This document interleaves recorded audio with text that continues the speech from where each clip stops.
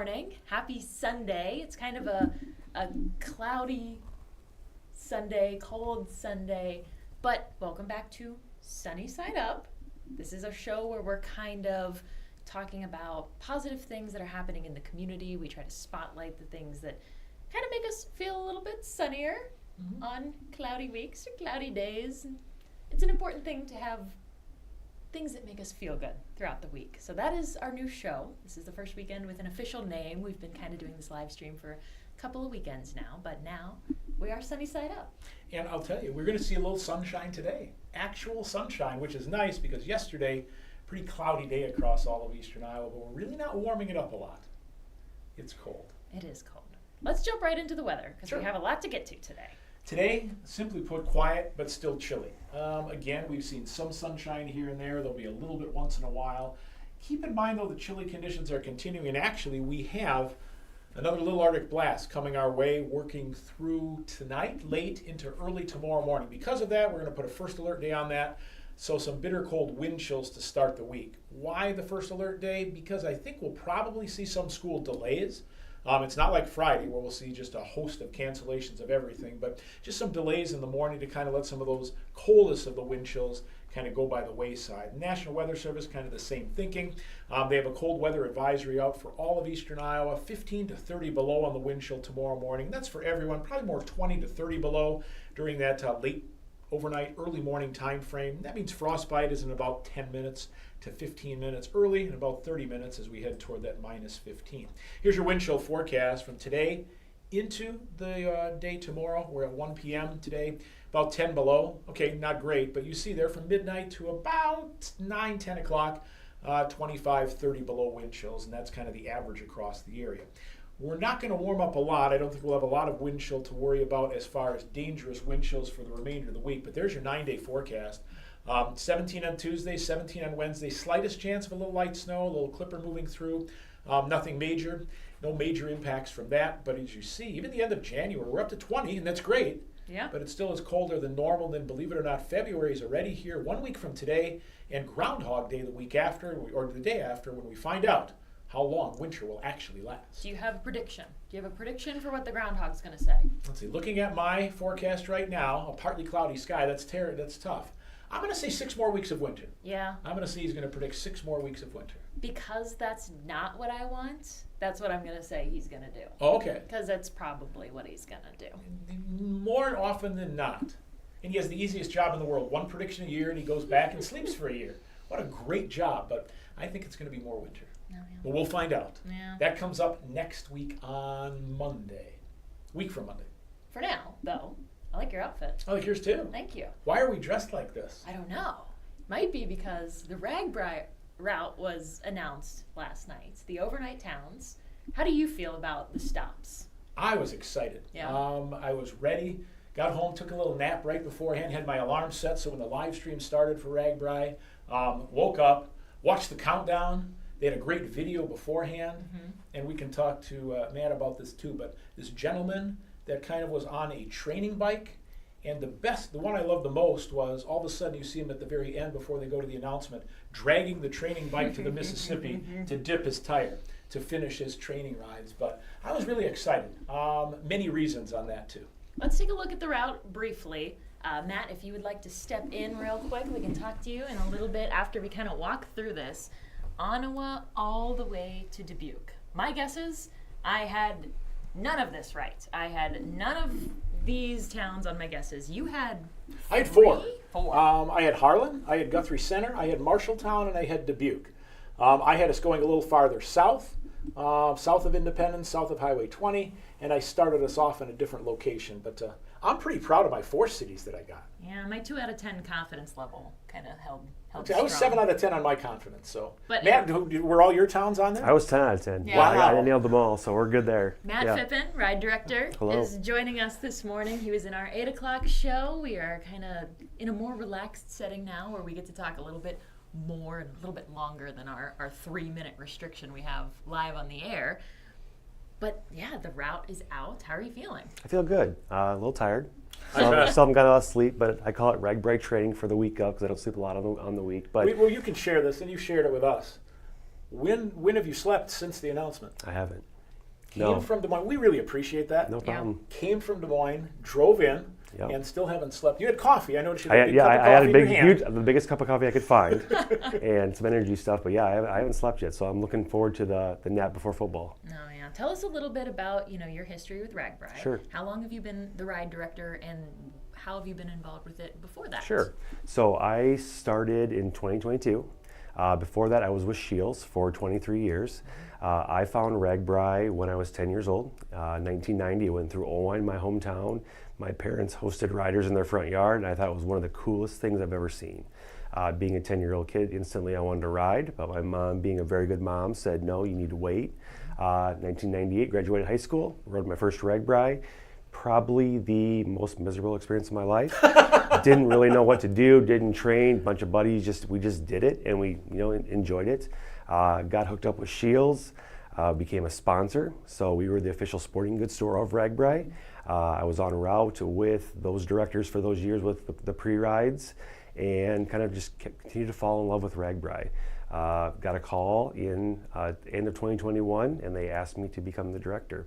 And I had to think about it because it's a major undertaking, and I didn't know if I was ready to do this. And my wife actually made the decision for us and said, give this a shot. So looking back, and I said last night on the stream, one of the best decisions of my life. So my next step is to retire as the RAGBRAI ride director. So that's where I'm headed now. And that's not going to be anytime soon. We've got No. lots of Oh, RAGBRAIs gosh, no. coming from you yet. How many RAGBRAIs have you ridden prior to the pre-rides that you do now? From 1998 until, and I still ride it, obviously this year, but it's from 1998 till present day. Wow. Anything stick out in those rides that you are going like, that is the one thing that I really remember? It's the towns. I mean, I think that's what makes our ride so special is the people of Iowa that open up, I said it last night, their hearts and their houses to strangers, and, they get them to come back. But it's the Iowa hospitality, it's the food, it's the pie. It's one of the only rides that we do that you actually gain weight on because you're eating so much pie throughout the entire week. But it's truly just, seeing what the towns have in store for you and exploring new communities. I think that's the hook. Well, let's talk a little bit about this year's ride. We're going to go back to this graphic of where the overnight towns are. Kind of describe some of these stops for us. Sure. So Ottawa will be the first stop for us. They're the town that's kind of hosted the most recent. I think it's 2018 for the last time, but they're our first river town. And for those that know RAGBRAI, that's where you first start to dip your tires, and then we move on. Harlan will be our next town. Harlan is a proven RAGBRAI community. It's definitely going to be hilly the first 2 days. So we were talking earlier, you guys need to start training because it's going to be a lot of going up and down. Guthrie Center is our smallest town en route, but they're one of those small but mighty towns. So we're super excited there. I think the last time they hosted was 1983. So looking back, I was 3 years old. So I wasn't riding RAGBRAI that year. That was the year I graduated high school, but I don't want you to know that. There you go.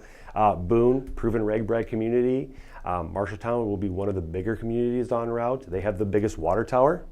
I know. It's pretty massive. I loved the water towers, and we'll talk about the theme and stuff, but I loved the, when you did the announcement, the water towers growing out of the map. Sure. Yeah. And I was like, those have to be the water towers in the town Absolutely. designed for that. And Marshalltown's was huge. It was a big awesome. one. Yeah. So we'll end up leaving Marshalltown, with this year being the 250 and celebrating America, you have to have independence somewhere en route, so we'll experience them. That'll be the longer day, and then we have 2 short days to end. So we start the week with, hills, we end the week with shorter distances in Dyersville and Dubuque. And I wanted to pull up this graphic if I can get it to pop up real quick. It has those water towers. And it kind of walks us through, I think, does it have the elevation change on there? No. Not on this graphic. But yeah, those first 2 days are really the big elevation days. Yeah. Joe's got the notes. I wrote them down in the first 2 days. So there's 16,000 some odd feet of climb Correct. Throughout the entire ride. The first 2 days, you're doing just about 7,000 feet of the 16,000 feet of climb. So, but that, again, a lot of climb, but that's a beautiful area. It is. Less hills. There's times where you turn the corner and it doesn't feel like you're even in Iowa. But yeah, beautiful views, but it will be a lot of up and down that day. I can remember riding through that part, and if you have never ridden that, and you think Iowa's flat, ride southwest, south central areas of the state, because again, you're going to experience it, we hope, I was And gonna it is say, absolutely beautiful. It is. we have signed up for the entire week. We did. As of right now. I've never ridden that area before, so we're gonna have to get the hill training in. For sure. Practice.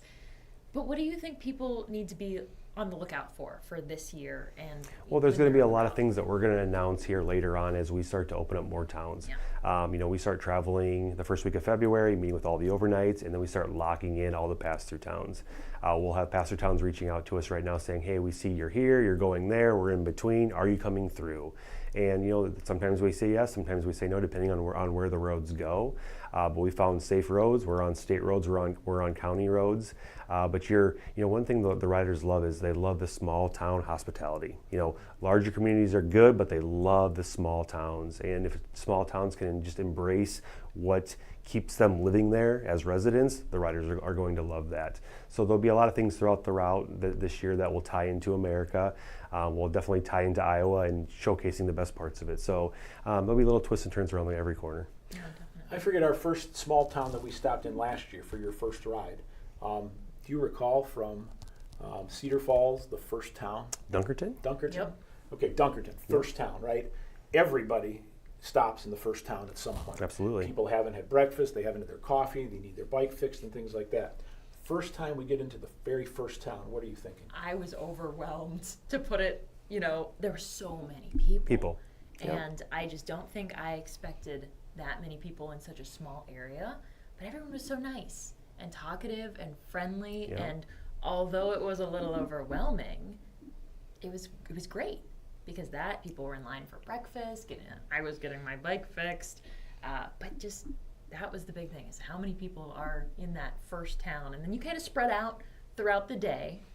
But it was so fun to get to see everybody. And in that early in the morning, everyone's in really great spirits. Yeah, so our route opens at 6 a.m. Yep. and we'll have riders that will leave before that. If you are leaving before that, I highly recommend you have a light on your bike. And we see a lot of bikes that just don't have lights, but they're trying to beat the heat. They want to get ahead as far as ahead, and they want to beat the crowds too. Our services, because they don't open, so if something happens to you before that 6 o'clock, we don't know until our teams get on the road. But yeah, that first town is usually very packed. We call it the breakfast town because everybody's looking for breakfast. They want their coffee.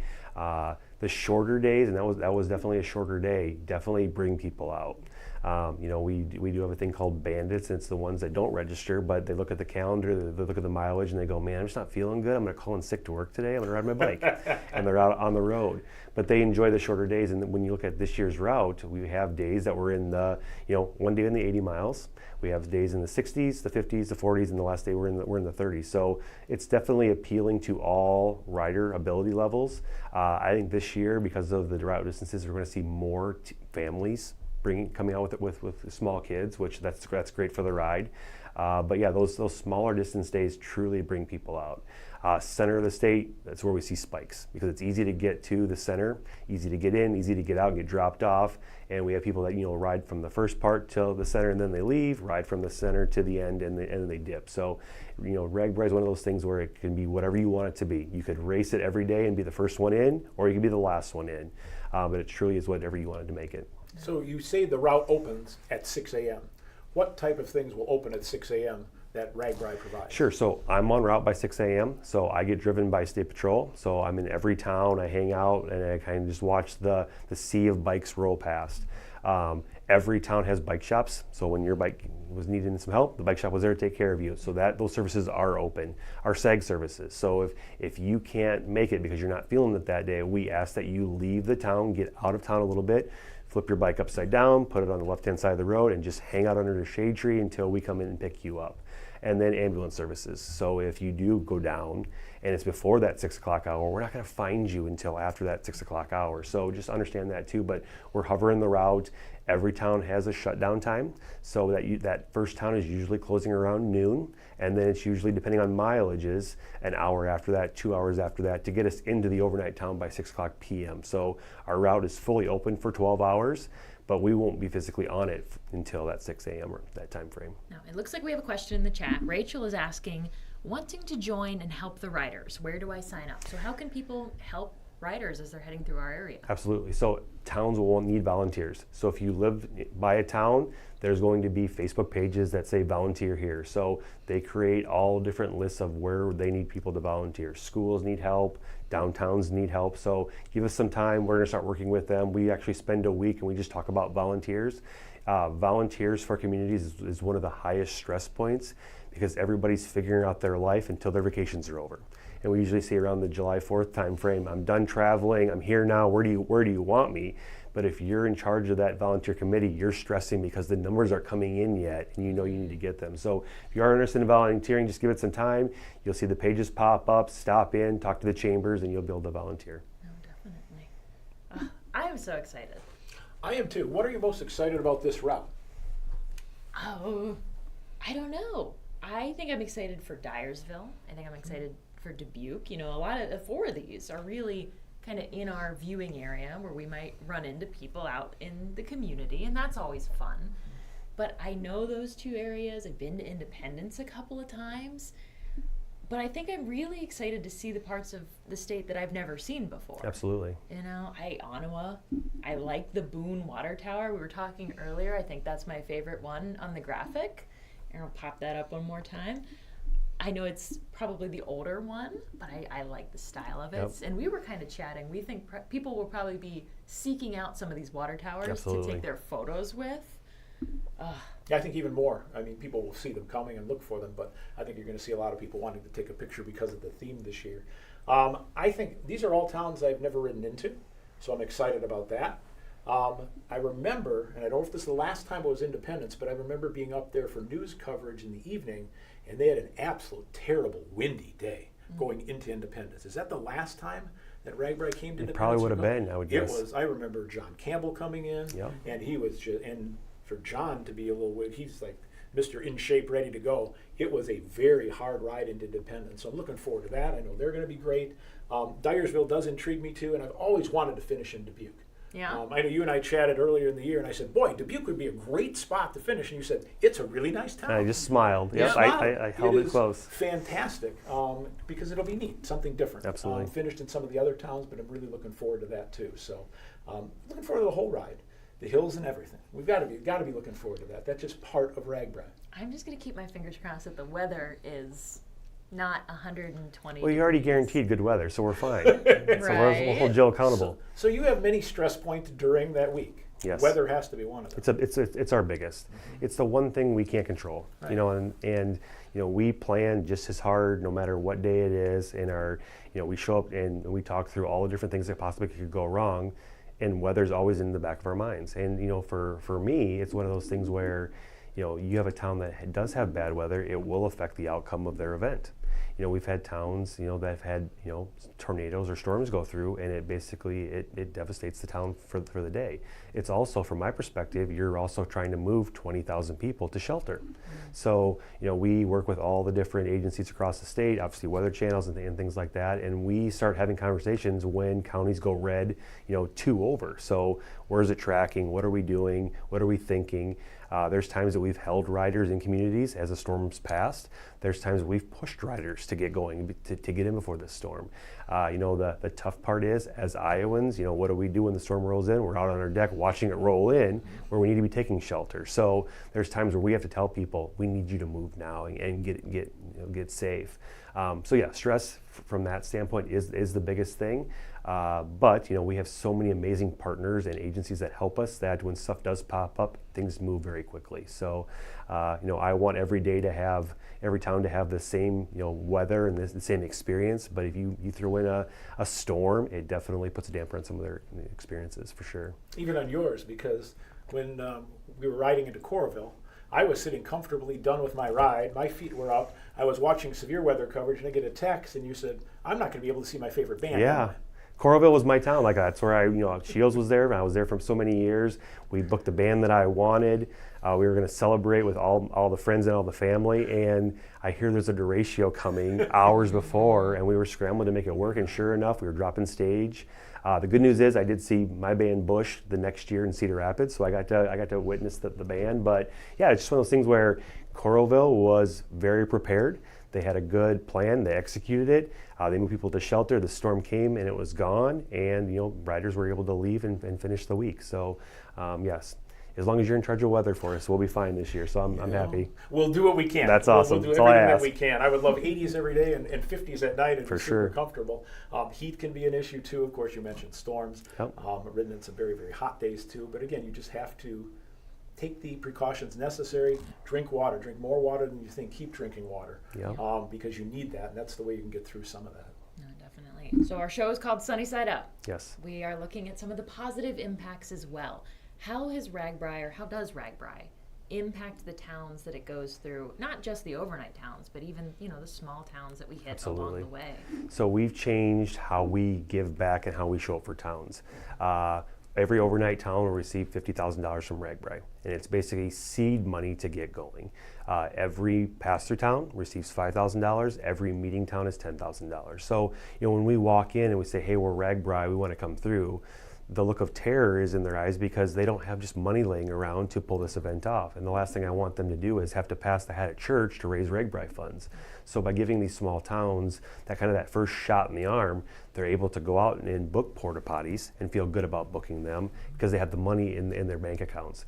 What we ask is you take this money, you reinvest it in the community, and then you're able to do some really, really good things after the ride leaves. I talked about Guttenberg last night, and every town last year did a great job, but $200,000 was reinvested in the city of Guttenberg at the end of the ride because they took our $50,000, they invested it, they did smart things, and then the riders showed up for them and were able to put $200,000 back into nonprofits and the community. Not every town gets that, but that was a major lift for them last year. Churches are a big deal, and I joked about the 3 pie ladies that were so giddy because they had $18,000 to go buy things and they didn't know where to start.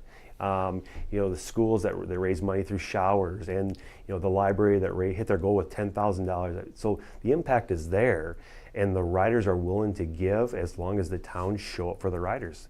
And if they do that, the riders will always show up for these towns. But I always challenge the towns: do things that will make you proud. Do things that will show the world why you live in this small town, Iowa. Prove to the world that we're not a flyover state. That we actually should come and stay for a while and maybe fall in love and stay here forever. And if they do that, they'll do it right. But don't bring things into your community that really don't exist the day before the day after. Invest the money in paint and flowers and beautification projects to truly show the people how amazing your community is. That's how you hook them, and that's when they want to give back. I know, and you mentioned the small town pie ladies or that. One of my most frustrating things is when you get to a town and you want to go have that church spaghetti dinner, or you want to have that pork and gravy that they've got with mashed potatoes, and they're already sold out. Oh yeah. Because that hometown food, that hometown homemade, so good. Very true. Well, we've got a couple months. You said April is when we'll learn more. All the pass-through towns. 175 days, by the way. It's Is that what it is now? It is. Yeah. 181 to Dubuque. Somebody's excited. I'm ready. I think it's great. What do you think riders need to be doing right now? Well, you have time to train, right? And I think that's the biggest thing. And I always say, I want you to bring the best version of yourself to Iowa. So if you live here, let's just get it done now, start riding your bike. Obviously, it's cold outside. You can be riding inside. But I think nutrition plans and, hydration plans are a big deal. So start now. Start preparing your body, drinking plenty of water throughout the day. When it is hot and it is humid, you don't realize how much you're actually sweating. You get lost in Iowa, you're looking at all the cool things and you forget to put food into your body, and then your body starts to shut down and you just can't do it. So if you can stay ahead of that curve so your body doesn't have the ability to shut down and you put the miles in, your experience will be great. But there's nothing worse than not training, not doing right, and then you're miserable. It's hot, you're sweaty, you feel gross, and your body just is not reacting well. The tough part is then you're going in an ambulance or you're going in a SAG. And I want you on your bike experiencing the route on 2 wheels, not a 4-wheel van taking you across the state. So right now, start training, ride as much as you can. We talked about your butt earlier. Like, that's the biggest thing. Once that butt gets sore, you start getting grouchy. So get used to your saddle. Log those miles. We'll do a lot of training plans online. Every month we do a town hall. That's a virtual town hall that we cover different logistics things throughout the year. We'll talk about nutrition. We'll talk about how to get here and how to get there. But yeah, the biggest thing and probably the easiest thing is find ways to get on your bike and put good food into your body. somebody hasn't ever done RAGBRAI, they're listening right now, they said, you know, we saw the route, it really looks like something we want to try. Besides the training, what do they need to think about as they get toward the start of of RAGBRAI? Sure. Well, I need you to register. So punch your ticket and then support the ride that supports the communities, and then be able to just, start getting online to see what's out there. We have some, great pages that you can land on to ask questions. We have the ability to get a hold of us. My phone number's out there, emails are out there. So if you have different questions, but it's just one of those things where you'll get to experience whatever you want it to be. A lot of times, some of these first-year riders, they just come to the towns just to see what it looks like. So when you walk in, you know that's going to be crowded, and you understand that. You're also riding in big groups, and that's kind of overwhelming sometimes. We have safe roads, we have state patrol making sure that there's no cars in your way, but you're riding around a lot of people, and it's just learning bike etiquette. E-bikes are a big deal.